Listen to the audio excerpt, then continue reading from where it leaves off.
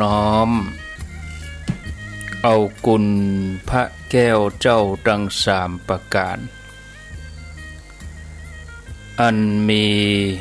พระพุทธพระธรรมพระสงฆ์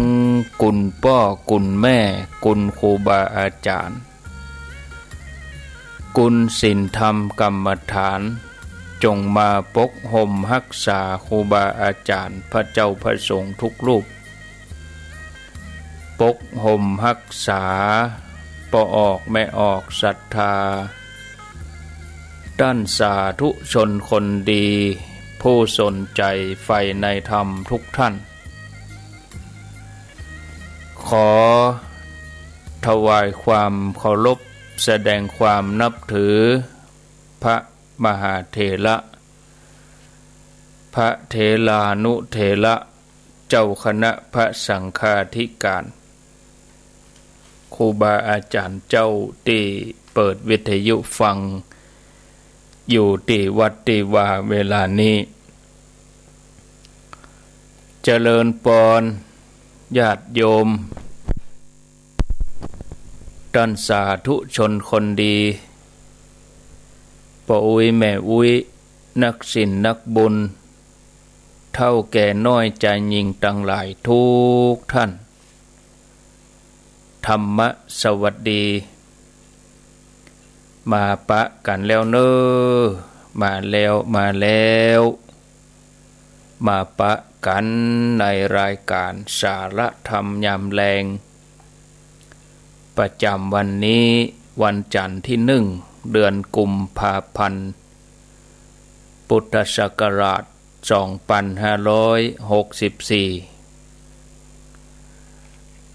วันนี้เป็นวันเดือน5เหนือแฮม4ค่ำเดือน5เหนือแฮม4ค่ำพร่ำว่าเป็นวันจันทร์1กุมภาพันธ์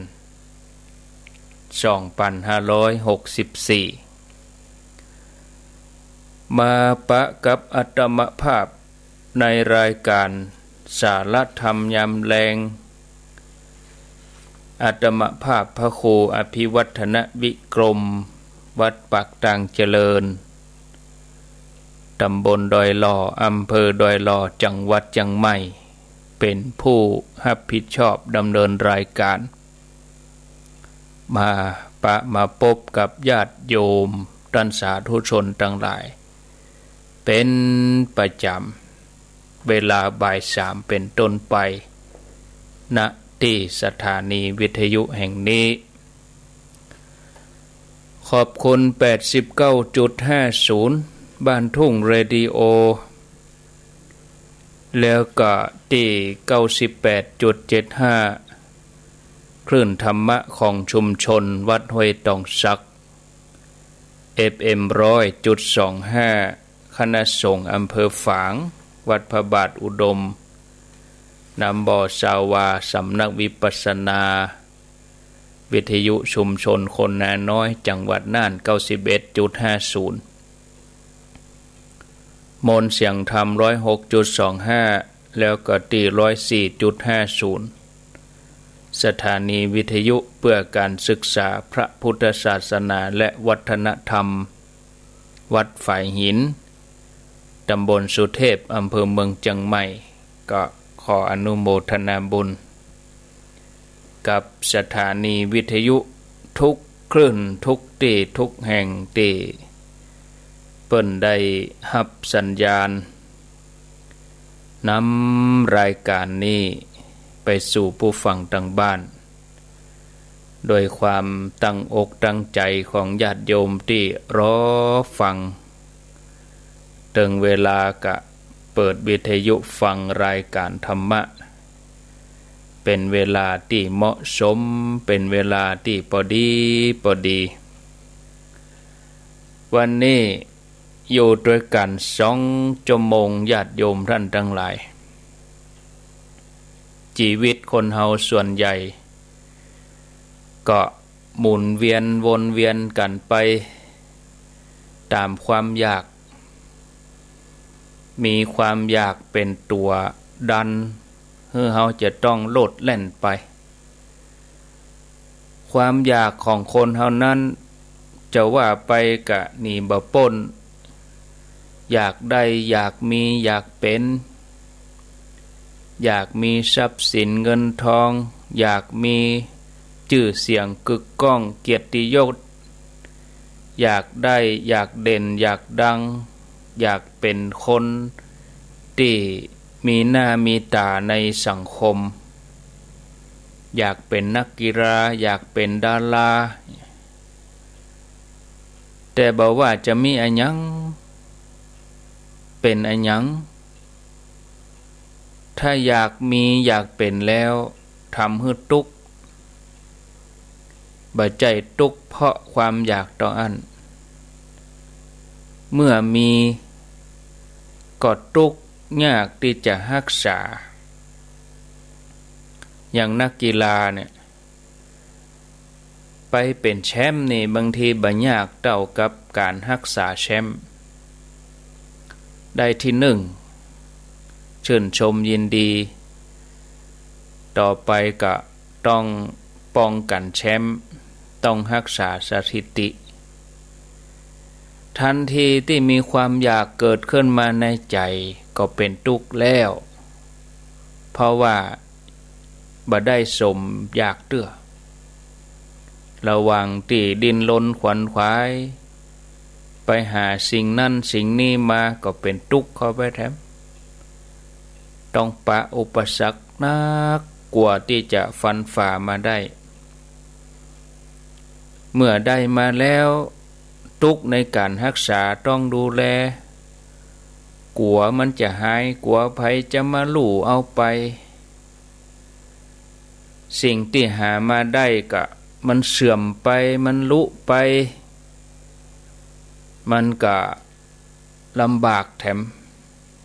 ญาติโยมทั้งหลาย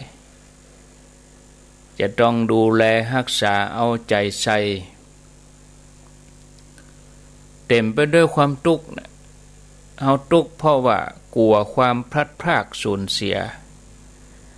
จะต้องดิ้นรนป้องกันบ่ให้ได้พลัดพรากสูญเสียแต่มันก็เป็นประจำที่เฮาสามารถจะป้องกันได้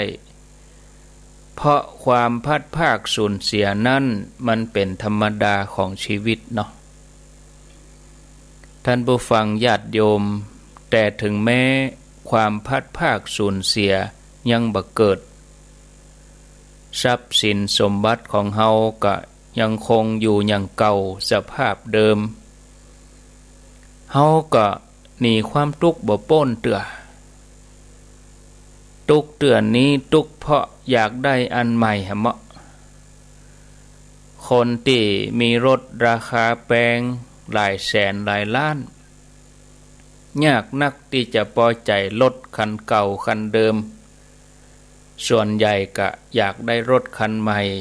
ราคาแพงกว่าเก่าอาหารที่กินนี่ก็เหมือนกันถึงแม้ว่าจะชอบเท่าใดโอ้เฮามักอาหารนี้แต่เมื่อเฮากินถึงวันคาบนี้ก็อันเนี้ยคาบหน้าก็อันเนี้ย2คาบ3คาบ3วัน4วันติดต่อกันไปก็เบื่อได้เหมือนกันท่านผู้ฟังญาติโยมมีอันยังก็ตามที่เฮาบ่มีแล้วบ่เป็นหยังมันมีเมื่อมีมันก็ต้องเป็นหยังเป็นทุกข์ที่จะรักษาทุกข์ที่จะทนุถนอมแม้กระทั่งร่างกายเฮานี่ก็เหมือนเดียวกันนะญาติโยมเฮามีร่างกายคืออาศัยตั้งแต่กรรมฐานเบื้องต้นผมขนเล็บฟันหนังเนาะที่ห่อหุ้มร่างกายเฮาไว้ผมเฮาก็ต้องดูแลใจใส่ต้องสระต้องหวีต้องล้างต้องช่วยแชมพูอันอย่างดีๆก็เอามาใช้เล็บก็ต้องตัดถ้าบัดตัดมันก็ยาวเมื่อมันยาวมันก็เป็นที่สกปรกบ่น่าพอน่ากอย เคี้ยวฟันเจ้ามาก็แปรงคำมาก็แปรงก่อนนอนก็แปรงต้องรักษาต้องดูแลกรรมอันมันก็เหม็นเป็นที่บ่น่าดูน่าพอน่าชมกินข้าวทุกครั้งก็จำเป็นได้แปรงฟันทุกครั้งเวลาไปอู้ไปจ่าอันอย่างติดเขี้ยวติดฟันนี่แล้วมันก็บ่น่าดูน่าพอผิวหนังทั้งหลายเฮาก็ต้องชำระล้างสวยต้องบำรุงหน้าหนาวผิวมันแตกก็บำรุงอาบน้ำก็ต้องเซาะน้ำที่มันสะอาดมาอาบให้ผิวมันสะอาดถ้าบ่อาบน้ำ2 วัน 3 วันมันก็เหม็นโอเหม็นสาบเป็นที่รังเกียจอันเนี้ยก็กรรมฐานง่ายๆมีอย่างก็ตามถ้าเฮามันบ่มีมันก็ทุกข์ทั้งนั้นพุทธองค์เคยตรัสกับนางวิสาขาที่เสียใจหลานสาวตายพุทธองค์ตรัสถามว่าถ้าคนในกรุงสาวัตถีน่าฮักน่าอินางวิสาขานางวิสาขาจะฮักเขาเหมือนหลานตัวเก่าก็นางวิสาขาก็ตอบว่าก็ฮักกะพระองค์ก็ถามต่อไปแถมว่าคนในกรุงสาวัตถีเนี่ยตายวันละกี่คนนางวิสาขาก็ตอบว่านักจนนับบ่ได้พระองค์ก็ถามแถมว่าถ้าอย่างนั้นนางวิสาขาเธอบ่ต้องเศร้าโศกถึงเมื่อวันเมื่อคืนพระองค์ก็ตรัสแถมว่าวิสาขาเฮ้ยผู้ใดมีสิ่งที่ฮัก100 สิ่งผู้นั้นก็ทุกข์100 อย่างผู้ใดมีสิ่งที่ฮัก90ก็ทุกข์90มีสิ่งที่ฮัก80ก็ทุกข์80มีสิ่งที่ฮักเพียง1ผู้นั้นก็ทุกข์เพียง1ผู้ใดบ่มีสิ่งที่ฮักผู้นั้นก็บ่มีทุกข์บ่โศกบ่มีความคับแค้นใจการมีสิ่งที่น่าพอใจก็เป็นสาเหตุแห่งทุกข์เพราะเมื่อได้มาแล้วก็ต้องมีการพรากการจากไปอันนี้เป็นธรรมดาของโลกถ้าไปยึดมั่นความมีความเป็นความติดยึดสิ่งนั้นมีแล้วต้องบ่เปลี่ยนแปลงอันนี้เฮาบ่ได้เกียมใจไว้ทุกข์พ่อแม่ศรัทธาญาติโยมท่านผู้ฟังมีอันหยังก็ตามถ้าบ่อยากทุกข์ก็บ่ดีไปยึดมั่นถือมั่นโดยมีใจบ่ต้องเข้าไปยึดครองแถมอย่างหนึ่งก็เฮามีเหมือนกับเฮาบ่มีอย่างที่เคยบอกญาติโยมเขาทั้งหลายว่าวันศีลเนี่ยเหมือนเฮาบ่อยู่ในโลกนี้พออย่าสักวันเฮาบ่ต้องไปติดตามข่าวตั้งสื่อตั้งโซเชียลตั้งเฟซตั้งไลน์เฮาลองปิดวาจาเฮาลองตั้งใจเพื่อตัวเองพอจะได้ก็บางคนมันนึกบ่ได้นะท่านเนี่ยแต่วันใดวันหนึ่งเฮาก็ต้องจากเขาวันใดวันหนึ่งเขาตั้งหลายก็บ่มีเฮาก็บ่มีเขาอันนี้เฮาลองพิจารณาพอความเป็นไปได้ไผๆก็ใครเป็นคนเก่งเนาะแต่บ่กองฮู้ว่ามีคนอื่นเก่งกว่าตัวเก่าก็บ่สบายใจฮะเหมาะเกิดความอิจฉาริษยาถ้ามีไผมาวิจารณ์ว่าตัวเองบ่เก่งก็รู้สึกว่าโมโหขึ้นมาเล่นกีฬาก็การบ่จ้างตีโพยตีพายทั้งที่กีฬานั้นเปิ้นก็ฮ้องว่าฮู้แพ้ฮู้ชนะฮู้อภัยฮู้แพ้ฮู้การ ที่เป็นทุกข์นั้นเพราะว่าฉันต้องเก่งฉันต้องเหนือคนอื่นคนอื่นเก่งกว่ากันเก่งกว่าฉันบ่ได้คนเก่งต้องบักการในทำนองเดียวกันการที่เป็นคนเด่นคนดังแต่ถ้าไปที่ไหนไผบ่ตักไผบ่ฮู้จักก็เป็นทุกข์แม้แต่ความเป็นพ่อเป็นแม่ทันทีที่มีความสำนึกขึ้นมาว่าฉันเป็นพ่อเป็นแม่สิ่งที่เกิดขึ้นโดยมาก็คือความอยากที่จะให้ลูกเคารพเชื่อฟังบ่ใครให้ลูกเถียงอันนี้เป็นกิเลสอย่างหนึ่งติดตัวเฮามากับอัตตาความเป็นแม่ความเป็นพ่อแต่บ่กองลูกบ่เป็นอย่างที่กึดลูกบ่อย่างที่หวังก็เป็นทุกข์ห้องความเป็นแม่ห้องความเป็นพ่อนะมากดดันตัวเก่ามีเรื่องเล่าให้ฟังมีตัวอย่างโยมแม่คนหนึ่งทุกข์ใจเรื่องลูกนี่ติดเกมออนไลน์ใครได้โทรศัพท์รุ่นใหม่ก็ซื้อฮื้ออยากจะติดอินเทอร์เน็ตที่บ้านก็ติดฮื้อเพราะว่าเปิ่นฮื้อเรียนออนไลน์เรียนออนไลน์นี่ก็เรียนก็ส่วนเรียนแต่ว่ามันเล่นไปนักเกมออนไลน์นี่มันหนักญาติโยมเอาสังเกตพอลูกพอหลานเวลาเขางมอยู่หั่นน่ะห้องกินข้าวก็บ่กินก็เดี๋ยวก่อนนี่นะน้องกินข้าวเน้อก็เดี๋ยวก่อนไปล้างถ้วยไปกำเดียวก่อนซักผ้าไปกำเดียวก่อนอีน่ะเฮาลองไปมอบแยงพออีน่ะเขาเล่นเกมนะบางทีก็เอาหูฟังเข้าใส่เอิ้นอย่างได้งี้นะเปิดเพลงเฮียอู้เปื้อนเจ้าหมู่ยะเขาเอาเวลาส่วนหนึ่งของเขานะไปติดกับระบบออนไลน์ปุ่นเหี่ยบ่มีความเป็นตัวของตัวเองการบ้านก็บ่ทำเฮียนก็บ่เอาใจใส่บ่สนใจอันใดทั้งสิ้นห้องมากินข้าวก็บ่กินเวลาหลับนอนก็ผิดเวลาเมื่อวันก็ลูกควายเนี่ย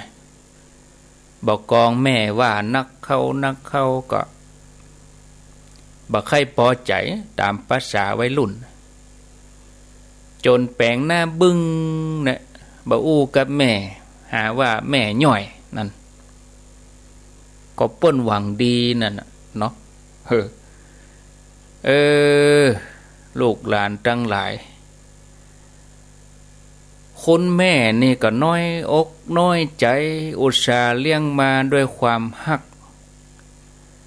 แต่ลูกมาทำกับแม่อย่างนี้ก็เลยยื่นคำขัดถ้าลูกบ่อู้กับแม่นะแม่จะไปกระโดดตึกไว้แล้วลูกก็บ่อู้กับแม่แท้ๆนั่นก็ถ้าอยากให้หันแม่ตายก็ยังได้แม่ก็เสียใจนักก็ไปกระโดดตึกแท้ท่านผู้ฟังอย่างนี้ห้องว่าถูกความเป็นแม่ทำร้ายตัวเก่าคือไปยึดถือความเป็นแม่นักล้ำไปสำคัญว่าฉันเนี่ยเป็นแม่ลูกจะต้องเชื่อฟังต้องบ่เย็นชากับฉันแต่เมื่อบ่ได้รับสิ่งนั้นจากลูกก็น้อยเนื้อตำใจหัวใจสลายทำร้ายตัวเองท่านผู้ฟังญาติโยมบ่ว่าเป็นอันยังก็ตามย่อมทุกข์ได้ทั้งนั้นเพราะว่าเฮานี่จะเป็นกันบ่ทุกข์ก็คือไปยึดความเป็นนั่นเป็นนี่เอาไว้นักเข้าทั้งที่ทุกอย่างเป็นเพียงแค่สมมุตินักเรียนเรียนหนังสือสอบได้ที่หนึ่งจากโรงเรียนบ้านนอกบ้านนาเนาะในโรงเรียนนั่นก็อาจจะมีบ่กี่คน ในห้องหันอาจจะมีบักกี่คนอาจจะเกิดว่าตัวเองเก่งแต่ที่จริงมันเป็นแค่เรื่องสมมุติหาความแน่นอนบ่ได้บ่กองเข้าเวียงไปโรงเรียนที่การแข่งขันสูงไปเรียนโรงเรียนบ้านนอกชนบทได้ที่หนึ่งบ่กองเข้าไปในเวียงได้อันดับได้ตายนะฮับบ่ได้แต่ถ้าเฮาฮู้ว่าเฮาฮู้ตันว่าความเป็นคนเก่งนั้นมันเป็นสมมุติเฮาก็พร้อมที่จะปล่อยวางได้แล้วก็บ่ไปทุกข์กับมันยามที่มันพรากจากเฮายามที่มันเสื่อมสลายแม้กระทั่งร่างกายเฮาเนี่ยเฮาก็จะบ่ทุกข์กับมันละบ่ทุกข์กับมันในยามที่คนอื่นเขาบ่รับรู้สมมุติหมู่นั้นญาติโยมทั้งหลายจะมีอันหยังก็ต้องมีให้ถูกที่คือบ่ยึดมั่นถือมั่นพร้อมที่จะยอมรับความเปลี่ยนแปลงความพลัดพรากสูญเสียบ่มีอันหยังที่เป็นอมตะมีแต่ธรรมะและสัจธรรมเท่านั้นที่กู้กับโลกนี้จะเป็นอันหยังก็เป็นให้ถูกคือรู้ว่าสิ่งที่เป็นนั้นเป็นเพียงแค่สมมุติเฮาเกิดออกจากท้องแม่มาเฮาก็ไปสมมุติกันที่อำเภอว่าชื่ออันหยังไปเรียนหนังสือก็สมมุติว่าเป็นนักเรียนใหญ่ขึ้นมาก็สมมุติว่าเป็นวัยรุ่นเป็นเจ้าบ่าวเจ้าสาวเป็นพ่อบ้านแม่บ้านเป็นคนเฒ่าคนแก่ทำงานเป็นผู้อำนวยการเป็นครูเป็นหยังก็จังเป็นพระเป็นเณรเป็นอันหยังก็จังสมมุติเนาะจะเป็นคนเก่งคนเด่นคนดังคนใหญ่คนโตเป็นอันหยังก็ตามอธิบดีปลัดกระทรวงผู้อำนวยการรปภอสมปหลวงกำนันสทอบตอันหยังก็จังพร้อมที่จะเปลี่ยนแปลงไปอยู่ตลอดสิ่งโมนี้บ่มีวันยั่งยืนอย่างวันพุธวันฮือนี่วันเนี้ยก็เปิ้นเริ่มสมัครกันแล้วก็นายกสทนายกเทศบาลสทคนเก่าก็ต้องไปอยู่เมินอย่างใดเนาะมันก็เปลี่ยนแปลงบ่มีวันยั่งยืนทุกสิ่งอย่างก็จะกลายเป็นอดีตไปผ่านเวลาก็เป็นอดีตไปแต่กี้บ่ายสามไปเดียว3 โมงครึ่ง3 โมงแต่กี้ก็เป็นอดีตของปัจจุบันนี้แต่ว่าก็เป็นอดีตของวันนี้ก็เป็นอดีตของวันพุธมันก็เปลี่ยนแปลงวัน2 วันก่อนนี่ฝนตกวันนี้ก็ร้อนแต่ถ้าให้ดีที่สุดคือว่าเฮาบ่ควรจะไปสำคัญมั่นหมายว่ามีหรือว่าเป็นนะเคยมีพราหมณ์คนหนึ่งหันพระพุทธเจ้าผิวพรรณดีพระพุทธเจ้านี่อดบ่ได้ก็เลยไปถามพุทธองค์พระพุทธเจ้าเนี่ยสมณโคดมนี่ท่านเป็นเทวดาก็ว่าเป็นอันหยังวะพุทธองค์ก็ทรงตอบปฏิเสธว่าบ่ใช่เป็นเทวดาพราหมณ์ก็ถามต่อไปแถมว่าอันก็เป็นคนทันกะพระองค์ก็ปฏิเสธแถมพราหมณ์ก็ถามแถมอันถ้าจะเป็นยักษ์แถลงเปรตมาพระองค์ก็ว่าบ่ใช่อันก็ถ้าจะเป็นมนุษย์กะพุทธองค์ก็ตอบว่าบ่ได้เป็นสุดท้ายพราหมณ์ก็ถามว่าอันยังก็บ่ใช่อันยังก็บ่เป็นแล้วท่านเป็นอันยังพระองค์ก็ทรงตอบว่ากิเลสที่เป็นเหตุให้ได้ชื่อว่าเป็นเทวดาก็ดีคนทันก็ดีเป็นยักษ์ก็ดีเป็นมนุษย์ก็ดีเฮาละหมดแล้วเฮาเป็นพุทธะเฮาเป็นพุทธองค์คือหูตื่นเบิกบานพุทธองค์บ่ทรงถือว่าพระองค์เป็นอะไรอย่างเลย แต่ถ้าเฮาจะขนานนามห้องก็ห้องว่าพุทธะคือผู้ฮู้ผู้ตื่นผู้เบิกบานเพราะพุทธองค์ตระหนักว่าต้องการอันยังก็ตามสิ่งอันยังก็ตามล้วนแล้วแต่เป็นเรื่องสมมุติถ้าเขาไปยึดมันถือมันสำคัญมั่นหมายอันนั้นก็เป็นทุกข์เพราะฉะนั้นจะมีจะเป็นอันยังก็บ่ดีเผลอไปยึดมันสำคัญมั่นหมายเป็นตัวเฮาเป็นของเฮาก็มาอันทุกข์หาความสุขบ่ได้ท่านผู้ฟังญาติโยมมหาวิทยาลัยแห่งหนึ่งเปิ้นนิมนต์พระลามะนี่เปิ้นลุกจากทิเบตมาแต่ก็บ่ฮู้ว่าจะต้อนรับอย่างใดอย่างถ้าเป็นพระไทยนี่ประกาศนิมนต์ไหว้สาเนาะแต่พระทิเบตนี่เพิ่นนุ่งเสื้อนุ่งเตียวกิ้วก็บ่โกนเนี่ยนะสีเสื้อผ้าก็บ่เหมือนพระไทยเฮานี่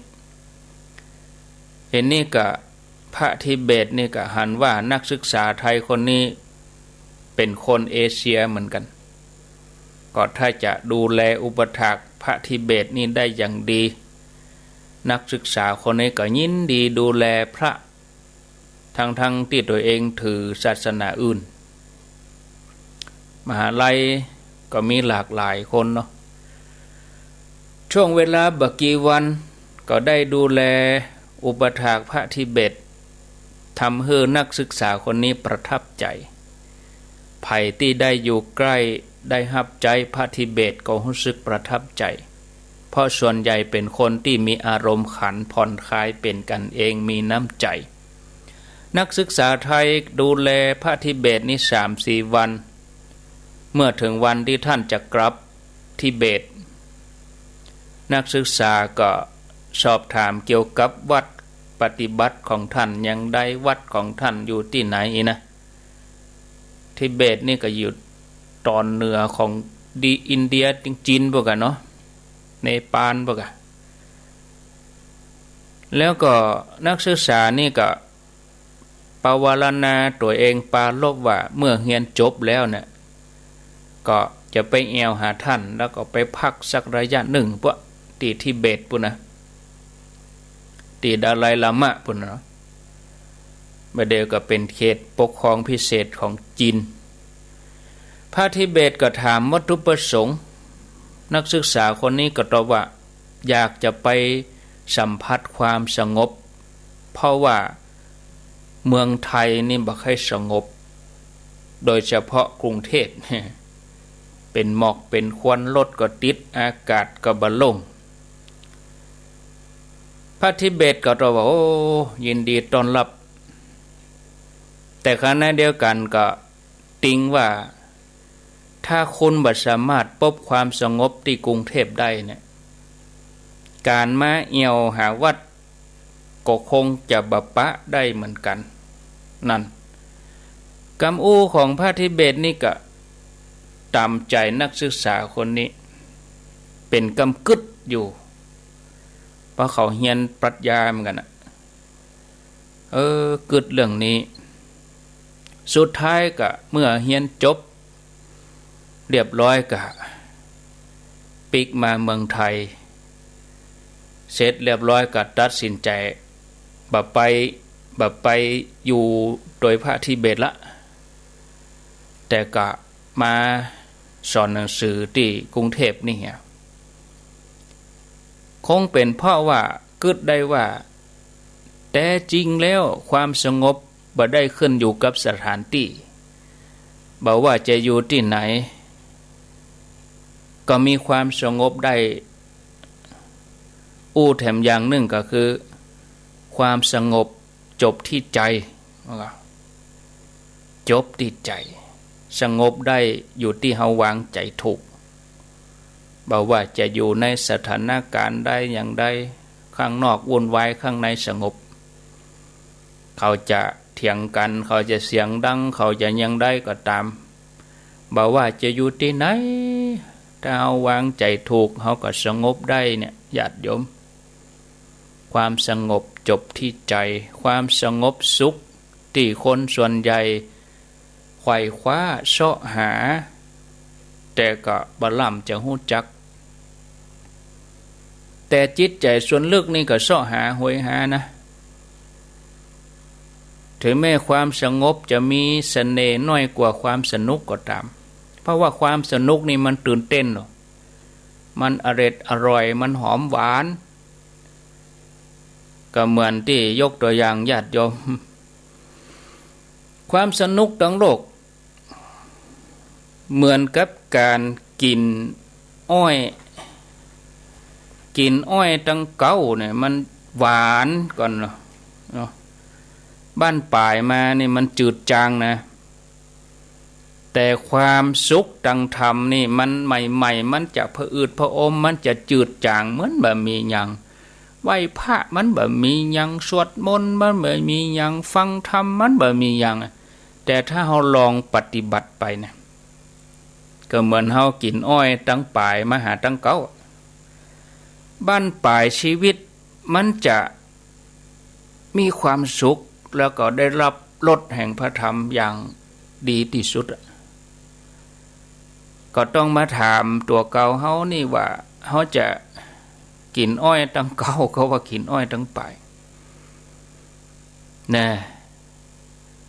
ความสุขแบบสนุกสนานตื่นเต้นก็เหมือนกับน้ำหวานนี่กะ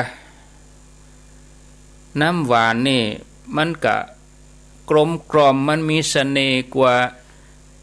น้ำจืดน้ำฝนเนาะแต่บะมีไผที่กินน้ำหวานได้วันค่ำกินไปก็ต้องเสาะหาน้ำเปล่ามาล้างปากล้างคอมันก็กินน้ำอัดลมกินน้ำผลไม้กินนักไปมันไปก็เบาหวานพ่องไงกะเคี้ยวเป็นแมงพ่องไงกะแต่น้ำสะอาดน้ำฝนเนี่ยมีเสน่ห์น้อยแต่ว่าเป็นสิ่งที่ร่างกายต้องการแต่กินได้วันค่ำกินได้สุดปีกินได้เท่าใดนักเท่าใดก็ดีต่ออันบ่เป็นอันตรายแต่น้ำหวานรสชาติมันกลมกล่อมกินนักบ่ได้เป็นทุกข์ความสุขที่สนุกสนานตื่นเต้นก็เหมือนด้วยกันเฮาผ่านปีใหม่1 ธันมกรามาเฮาว่าเฮาจะไปฉลองปีใหม่นะโลดแล่นเต้นไปแล้วเราก็มาเป็นทุกข์อย่างใดมันเป็นทุกข์อย่างใดกับโควิดเนี่ยเปิ้นปิดกันมาเป็นเดือนเพราะเฮาบอกว่ามันหวานเนี่ยมันม่วนเนี่ยมันตื่นเต้นมันสนุกสนานเนี่ยแต่เวลาเฮามาสวดมนต์เฮามาปฏิบัติเฮามาสวดมนต์ข้ามปีเฮาบอกว่ามันแบบม่วนมันจืด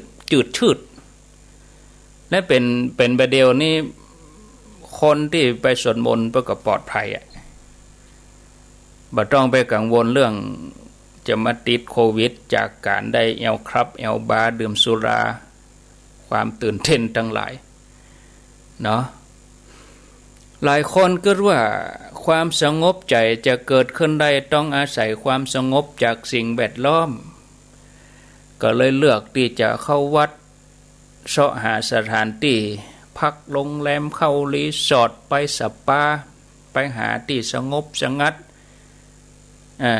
อย่างที่เปิ่นเอามาลงเฟซลงอย่างถ่ายรูปดังๆก็ลูกันไปเมื่อก่อนก็ไปที่ไหนที่เหมือนญี่ปุ่นปุ่นแต่งชุดญี่ปุ่นเห็นว่าเมืองญี่ปุ่นทั้งฝางพวกใช้ประการก็แล้วแต่เนาะความสุขของท่านทั้งหลายที่เฮาเสาะแสวงหานะอันที่จริงนี่สิ่งแวดล้อมที่สงบสงัดก็เป็นสิ่งที่ควรแสวงหาอยู่เพราะว่าอย่างภาษาพระเป็นห้องว่าสัปปะยะเนาะสถานที่สัปปะยะอาหารสัปปะยะอากาศสัปปะยะบุคคลสัปปะยะธรรมะสัปปะยะอีหยังมั้ง สถานที่นี่ก็จัดอยู่ในหนึ่งในจำนวนสัพพญะตั้งหลายแม้แต่พระองค์ก็ทรงเข้าป่านี่พระองค์ก็ตรัสรู้ปืนเก้าไม้เนี่ยบ่ได้ตรัสรู้ท่ามกลางตึกลาบ้านช่องเข้าป่าไปป่าเวลุวันป่าบุพารามเนี่ยเชตวันอิสิปตะมฤคทายวันอย่างนี้เป็นต้นใน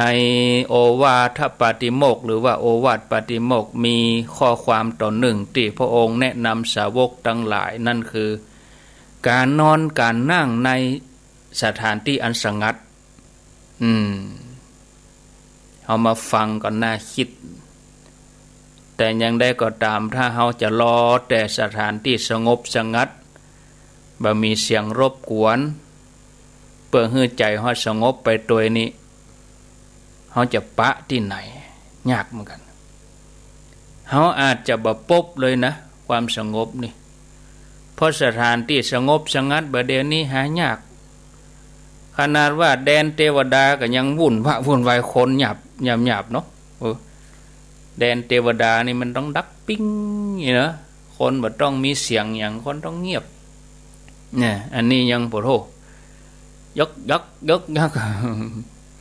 มันก็แล้วแต่จะตีความหมายนะเขาจะเสาะที่ไหนประเด็นนี้ยากแต่ว่าถ้าเขาพอใจของเขานี่นะเขาขับรถอยู่ท้องถนนวุ่นวายแต่เขาอยู่ปฏิบัติอยู่ใจของเขาสงบมันก็ได้นะถึงแม้จะหาได้มันก็บ่ใช่ว่าจะสงบไปตลอดบางที่บางแห่งสงบสงัดบ่มีเสียงรบกวนบ่มีเสียงวิทยุบ่มีเสียงเปิดเพลงแต่คนเฮานี่ที่อยู่ด้วยกันนี่อาจจะทำให้เฮาบ่ทุกข์ใจไปด้วยกันบ่ม่วนก็จะกินข้าวแล้วก็ไปร้านนั้นก็ปิดร้านนี้ก็ปิดโดยเวลาอันใดบ่ถูกใจก็ไปเอียวก็แทนที่จะยิ้มแย้มแจ่มใสก็ทำให้อารมณ์ขุ่นเคืองว้าวุ่นห่วงหน้าพะวงหลังอย่างนี้เป็นต้นเขาจะหาสถานที่พร้อมสมบูรณ์สงบสงัดแล้วก็มีคนรอบข้างเรียบร้อยถูกใจเป็นเรื่องยากเพราะแม้แต่พ่อแม่ที่ฮักของเฮาเนี่ยนะหรือว่าญาติโยมอันเป็นฆราวาสมีคู่ครองสามีภรรยาที่มีความฮักกันนี่ก็ดีก็ยังบ่วายที่จะต้องมีสิ่งที่ขัดอกขัดใจกันกระทบกระทั่งกันทำให้อารมณ์ขุ่นมัวการอยู่ในที่บ่มีอะไรอย่างมากระทบกระทั่งบ่มีเสียงดังบ่มีคนนี่นะบ่มีภัยประพฤติพฤติกรรมคัดอกคัดใจเฮาเลยเนี่ยยากญาติโยมเฮาก็เลยบ่สามารถที่จะหวังความสงบจากสิ่งภายนอกบ่ว่าบ้านสำนักงานวัดหรือสถานที่ท่องเที่ยวถ้าเฮาต้องการความสงบอย่างที่เฮาเสาะหามีโยมคนหนึ่งเป็นโยมอุบาสกปัจจัยไปปฏิบัติธรรมทำสมาธิแล้วก็เปิ้นก็จัดสถานที่เหมาะนะสิ่งแวดล้อมดีทั้งที่อยู่ใจกลางเมืองนะต้นไม้เขียวติดแอร์เย็นฉ่ำเลยแล้วก็บ่มีเสียงรบกวนบางช่วงนี่ก็นั่งโดยลมนี่นะหายลมหายใจบางช่วงเปิ้นก็เดินจงกรมก็รู้สึกว่าสงบตกแมลงมาก็ลาปฏิบัติปิกบ้านบอกกองไปบ้านไปถึงที่จอดรถก็ปะว่ารถของตัวเก่าเนี่ยออกบ่ได้จอดตรงไหน รถไผบ่ฮู้มาจอดซ้อนกันนี่ก็นั่งสมาธิอยู่ตะกี้แต่ด่าเลย คนไทยนี่เขาด่าแบบเจด่าอย่างเงาเนาะพวกด่าพวกน่ะตัวเงินตัวทองพวกน่ะจอดรถไม่ดูตามาตาเรือแล้วนะเงาไทยกันเนาะอารมณ์สมาธินี่ไม่ไหนบอกโหความโคตรปุ่งขึ้นมาเลยด่าเจ้าของรถอยู่ฮะนะแล้วเจ้าของรถเพิ่งก็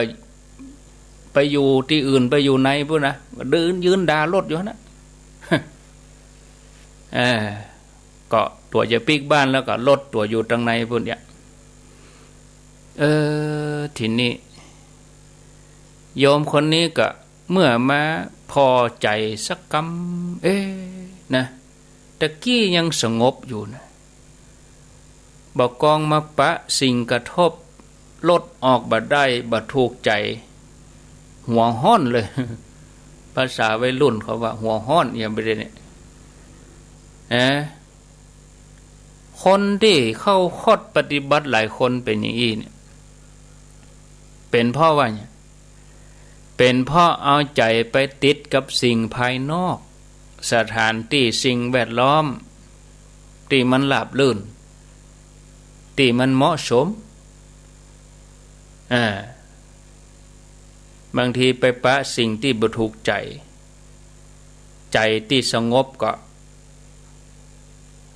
กระเจิดกระเจิงไปเลยอันที่จริงถ้าเขามีสติหูตันอารมณ์เห็นน้อยสตินี่ก็จะเหมือนกับแสงเลเซอร์เนาะตรวจจับอย่างเปิ้นตรวจจับความเร็วรถวิ่งตัวใดมันถ่ายรูปมาบสติเขาต้องไว้อย่างนั้นมาบหูตันปั๊บเขาโดนความบ่พอใจเล่นงานแล้วนี่ความโกรธเล่นงานแล้วนี่บางทีถึงขั้นระเบิดออกมาเลยบางคนนี่ไปตุบรถนะบุบรถเปิ้นเนี่ยสติบ่เพียงจ่วยเฮ้อเฮาหันความโกรธที่มันมีขุมพลังลุกผ่านในใจเดือดบดสติพอมันนี่หากมีสติโวยมันก็เฮาก็ฮู้ตันก่อนที่มันจะประกายขึ้นมาเหมือนภูเขาไฟที่มันระเบิดคือมันอยู่ในบุญตุบอยู่ในนั้นจะไปให้มันพดจดออกมาเตื้ออย่างไรแต่ถ้าโหเต้าตันมันก็สงบลงได้บ่ลุกลามบ่ไปบุบรถเปิ้นบ่ด่าบ่ว่าบ่ต้องไปหยังสติก็เลยเป็นสิ่งสำคัญที่จะช่วยให้เฮาเบาใจสงบด้วยตัวของเฮาเองโดยที่บ่ต้องไปเบิ่งสิ่งแวดล้อมสติที่คนเฮามีอยู่นั่นน่ะพอที่จะยังให้เฮาใช้ชีวิตได้อย่างตามปกติใจรถตามท้องถนนก็ถ้อยทีถ้อยอาศัยเปิ้นก็ฟังเฮาก็ฟังเปิ้นก็ติดเฮาก็ติดไฟแดงเหมือนกันคนที่บ่มีสติก็คือคนบ้าอย่าเปิ้นว่าโกรธคือโง่โมโหคือบ้าหรือคนที่สลบสลายไผที่มาทำวัดสวดมนต์ฟังเทศน์ฟังธรรมเมื่อเจ้าเมื่อบ่ายเมื่อค่ำอยู่ในความสงบได้ก็แสดงว่ายังมีสติหมอกครองใจน่ะหมอกพอดีก็มันยังอันก็จะเผลอไปอู้กับคนอื่นฟังเทศน์ฟังธรรมก็งอมไปหาคนนั้นงอมไปหาคนนี้ฟังตัวเจ้าเปิ่นไปเทศน์แล้วก็จกโทรศัพท์มาหยาดมาคุยอยู่อย่างอันนี้ขาดสติที่จริงความใคร่อู้มันก็มีกูคนนะแต่เฮาต้องพอว่าเวลานั่นเป็นเวลาอย่างกาลเทศะเปิ้นว่าบางทีก็เอาสองหน้าฮะนะบ่ใจเจ้าบ้านทั่วไปนะคนใหญ่คนโตแท้ๆว่าเฮ้อก็โคตรเสีย เปิ้นว่าอ้อมน้อยก็บ่ฮู้เตี้ยอูดังเสียงดังนี่ถ้ามีสติเห็นน้อยก็ระงับหักปากไว้ได้ แต่ถ้ามีเสียงคนเดินเอาส้นเท้าลงนะมีคนอู้กันอยู่ข้างๆก็ว่ามีเสียงโทรศัพท์ดังขึ้นมาถ้าบรรยากาศนั้นสงบถ้ามีเสียงโทรศัพท์ดังขึ้นมาคนใดคนหนึ่งทุกคนก็เกิดความพอใจความบ่พอใจเกิดขึ้นเพราะว่าบ่มีสติเมื่อมีสติก็ละจากการฟังพระเผลอจิตไปอยู่ที่เสียงโทรศัพท์มันโทรศัพท์ไผอ่ะย่ำปิดเถอะมันก็จะเกิดนี้อ่ะว่าไงได้ยินปุ๊บตัดปั๊บปิกมาที่เก่าได้ยินแล้วโทรศัพท์คือโทรศัพท์แล้วก็ปิกมาที่เก่าจบตรงนั้นบางทีคนเฮามันจบตรงนั้นมันยังตัวต่อไปแถมมันต้องเหลียวหน้าไปพอเหลียวไปพอบ่ปอโมกตาเขาใส่โมกตาบ่ปอตะมือเขาใส่แถมตะมือย่ำยังแต่อดได้เอ่ยปากขึ้นมาปิดเถอะก้ามันก็ลำบากด่าว่าบอกว่าบ่มีมารยาทอย่างนั้นอย่างนี้นะศรัทธาญาติโยมอู้ไปก็เวลาก็ไหลก้นไปทิ้งๆนะแฮม10 นาทีวะญาติโยมก็เดียวก็ไปต่อกันในชั่วโมงที่2นะพอมาเดี๋ยวนี้เดี๋ยวจะลาของลุงดมลาที่89.5ฟังญาติโยมเห็น10 นาทีแล้วก็เดี๋ยวจะมาจะพักฉันน้ำนะพักฉันน้ำไปสักประมาณ 3-4 นาทีเนาะญาติโยมแล้วก็มาปะกันอูคนเดียวก็หา0998366322ไผจะอู้จะจาก็ขอเจริญปอนฟังแล้วได้ข้อคิดอย่างพ่องเพราะว่าอาตมาอู้คนเดียวก็เดี๋ยวเฮาไปต่อกันชั่วโมงที่2ชั่วโมงนึงโวยนะเนาะแวบเดียวต่ออันชั่วโมงแต่เวลาเฮารอรถนะ20 นาทีนี่เหมือนแตะเหมือนว่าเวลาเฮาจะตกเครื่องบินกับระบบโวยแตะไว้ว่านะจะขึ้นเครื่อง4 โมงเฮาไป3 โมงยังบ่ค่อยตันแต่จะเลินปอนจากดังใดปอออกจากแม่อายครับอำเภอแม่อายเป็นจะได้พ่องฟังวันนี้แม่อายครับบ่ล่ำได้ยินนะอันเตวบุตรนี่นะอุบาสกนี่ล่ำได้ยินโทรมานี่ฟังตึงวันเนาะชัดแจ๋วดีกะชัดแจ๋วดีเนาะฟังกันไปเลยใจดีเนาะฟังไปเนาะ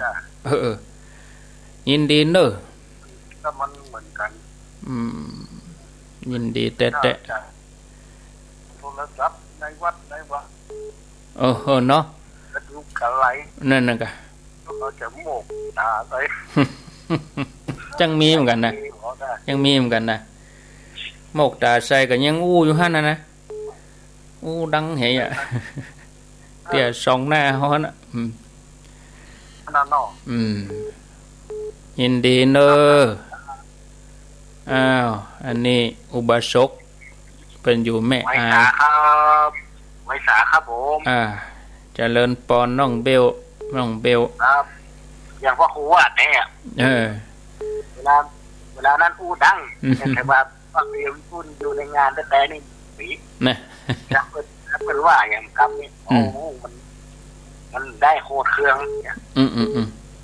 อย่านี่มันเดือดนี่อย่ามาว่าให้เขาดิอันนี้เปิดห้องธรรมะแบบรากหญ้าเนาะถ้าเฮาฉบับหลากหญ้าเฮาบ่ชำระจิตใจของเก่าเฮาจริงๆจะได้ราคาแน่นอนกัน ดีเตะยินดีเนอน้องเบลเนอผมมาอู้เขาฟังได้เนอสาธุสาธุเข้าใจหมดการไอ้เบลเปิ้นฟัง104ต่อไปนี้ที่นายเจริญปอนเจ้าไหว้สาเจ้าจากทางใดจากลำบะคงเจ้าบ้านฮงโอ้บัดลำได้ยินเหรอลำบะคงฟังอยู่เนาะได้ยินชัดดีก็เจ้าชัดแจ๋วกะแจ๋วเหลือมาแล้วนิดหน่อยเนาะดีขึ้นมาเสียงมันแทรกลงไปเนาะเดี๋ยวนี้ดีขึ้นมาเนาะเจ้าฟังอยู่เนาะฟังตลอดเจ้าโมทนาเจ้าบุญรักษาเจริญปอนเจริญปอนอันนี้เปิ้นถ้าจะจำเบอร์ได้ยังไม่ได้บอกเบอร์ตัวรู้นี่โอ้ได้อันนี้ไผฮะอยู่ตังใดเบอร์นี่ไม่ต้องบอกละท่องไว้เนาะ